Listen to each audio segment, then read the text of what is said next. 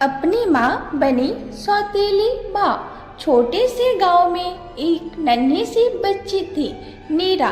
नीरा की दुनिया उसकी माँ गौरी में सिमटी थी। पापा मजदूरी करते थे और माँ दिन भर खेत में काम करके भी नीरा के लिए खिलौने, कपड़े और कहानियाँ लेकर आती थी। नीरा जब 5 साल की हुई तभी उसकी जिंदगी में तूफान आ गया। माँ को अचानक बुखार हुआ जो 3 दिन में ही जानलेवा बन गया। सरकारी अस्पताल तक जाने का समय नहीं मिला और माँ की गोद हमेशा के लिए सूनी हो गई। नीरा के पापा रघुवीर अब बिल्कुल टूट चुके थे। नीरा दिन भर माँ को पुकारती रहती थी और रातों को रोते हुए सो जाती। कुछ महीनों बाद गांव की पंचायत और घर वालों ने रघुवीर को दूसरी शादी की सलाह दी। नीरा को माँ की जरूरत है, सबने कहा। फिर आई कमला, सुंदर, सलीकेदार और शहर से आई हुई लड़की।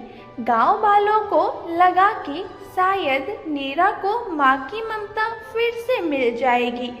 शादी के दिन नीरा ने कमला को देखकर पूछा, तुम मेरी माँ बनोगी? कमला ने मुस्कुराते हुए कहा, हाँ बेटा, मैं ही तुम्हारी माँ बनूंगी। शादी के कुछ दिन बाद तक सब कुछ ठीक रहा।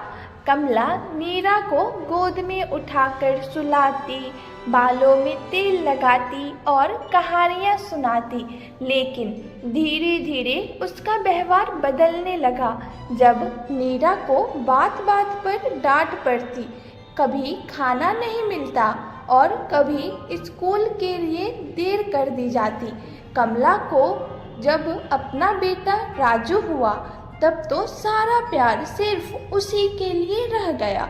नीरा की किताबें फटी, कपड़े मैले और उसकी मुस्कान गुम हो गई। एक दिन नीरा ने अपने पापा से कहा, पापा, क्या माँ मुझे प्यार नहीं करती? रघुवीर ने सिर झुका लिया। शायद गिल्ट था या लाचारी। नीरा अब 13 साल की हो चुकी थी, पढ़ाई में होशियार, पर चेहरे पर हमेशा उदासी रहती।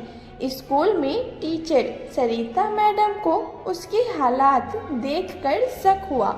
उन्होंने एक दिन नीरा को बुलाया, बेटा घर में सब ठीक है? नीरा कुछ नहीं बोली, सिर्फ आंसू बहाए। टीचर ने उसकी कॉपी में लिखा, आपके बेटे बेहद होशियार है, कृपया उसका ख्याल रखिए। नीरा वो कॉपी लेकर घर आई। कमला ने कॉपी खोली और देखा टीचर की टिप्पणी। कमला ने गुस्से में कहा, तेरे जैसे बच्चों की वजह से ही लोग सौतेली माँ को बदनाम करते हैं। नीरा चुपचाप भाग गई खेतों की ओर, जहाँ कभी उसकी सगी माँ उसके लिए झूला बांधती थी। वहीं बैठकर उसने अपनी माँ को पुकारा, माँ मैं बहुत थक गई हूँ। उसी शाम अचानक गांव में एक महिला आई, पुरानी झुर्रियों वाली, लेकिन चेहरे कुछ जाना पहचाना लगा। वो थी सरोज, गौरी के बचपन की सहेली। सरोज ने कमला को अलग ले जाकर कुछ बातें कही। उन बातों ने कमला को हिलाकर रख दिया। कमला, नीरा तुम्हारी अपनी ही बेटी है। क्या क्या बकवास है? कमला चौंकी। सच है, जब तू जवान थी तेरे एक रिश्ते से एक बच्ची हुई थी, पर तेरे घर वालों ने उसे अनाथालय भेज दिया। वही बच्ची गौरी ने गोद ली थी और वो नीरा थी। कमला की आंखों से झरझर आंसू बहने लगे। जिस बच्चे को वो अब तक तिरस्कार के नजरों से देखती रही, वो उसकी अपनी ही खून की बेटी थी।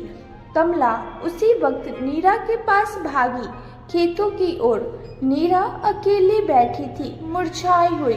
कमला उसके सामने बैठी रोती हुई बोली, बेटा मैं तेरी माँ हूँ, सच्ची वाली माँ। नीरा ने नजरें उठाई, शक भरी निगाहों से पूछी, तुम तो मेरी सौतेली माँ हो, सच्ची माँ तो कब की चली गई।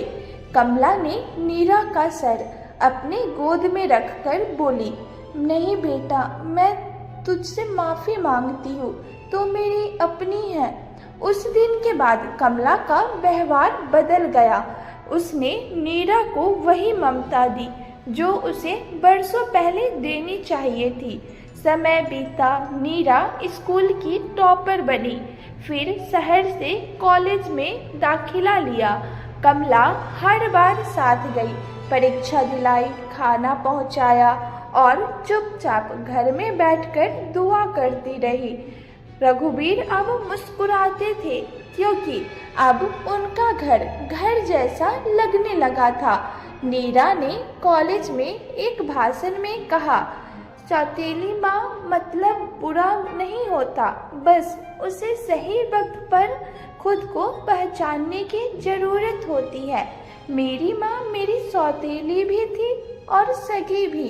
एक दिन नीरा की शादी तय हुई। कमला बहुत खुश थी। राजू भी अब बड़ा हो गया था और अपनी दीदी को बहुत मानता था। शादी के बाद नीरा विदा होने लगी। कमला उसके तरफ प्यार से देखी और रोते हुए बोली, एक माँ के लिए सबसे बड़ी सजा ये है कि वो अपनी ही बेटी को कभी बेटी ना कह पाए, लेकिन मुझे ये सुख दोबारा मिला। नीरा भी रो पड़ी। माँ, अब कभी खुद को सौतेली माँ मत कहना, तुम तो मेरी सगी से भी बढ़कर हो। सीख, कभी कभी रिश्ते खून से नहीं, समझ और पछतावे से बनते हैं। जो अपने गुनाहों को समझकर ममता दिखाए वही असली माँ होती है। नीरा और कमला की कहानी इस बात का उदाहरण है कि कभी कभी सौतेली माँ ही सबसे सगी हो जाती है। तो दोस्तों, कैसी लगी आज की कहानी? अगर कहानी अच्छी लगी हो तो लाइक, शेयर, सब्सक्राइब जरूर करें और हाँ, बेल आइकन दबाना बिल्कुल ना भूलें। धन्यवाद।